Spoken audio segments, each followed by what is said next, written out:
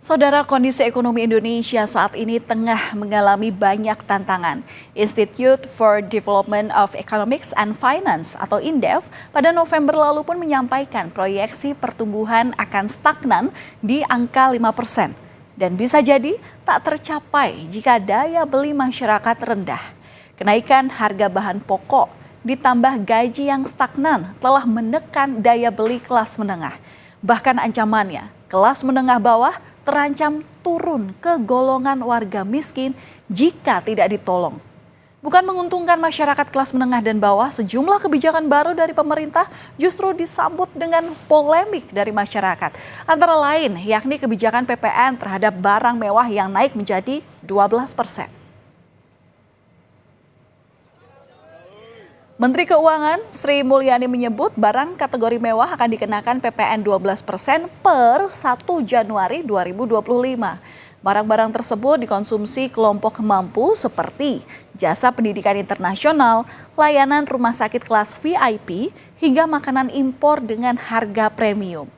Sementara Sri Mulyani juga menjelaskan barang dan jasa yang terbebas dari pajak pertambahan nilai ini meliputi bahan pokok, listrik, air, jasa kesehatan, jasa pendidikan, dan beberapa jasa lainnya.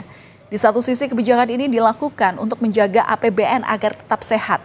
Namun di sisi lain, menurut Institute for Development of Economics and Finance atau INDEF, lagi-lagi mengatakan kalau ada dampak yang meluas lantaran kenaikan pajak ini.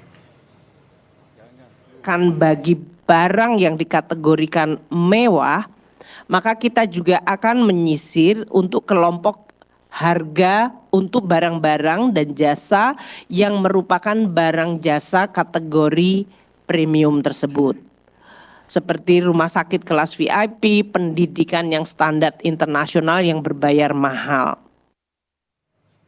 Naik 1% ya, sekitar dari 11% menjadi 12% itu akan meningkatkan kenaikan biaya produksi. Artinya apa? Kalau biaya produksi itu naik, ini nendangnya kemana-mana, multiplier efeknya kemana-mana. Demand akan turun, kemudian konsumen akan mengerem ya konsumsinya karena itu demandnya turun.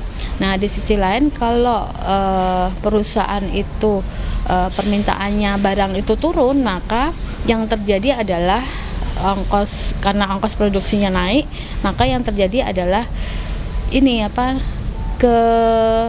pengangguran gitu, karena perusahaan harus melakukan efisiensi gitu.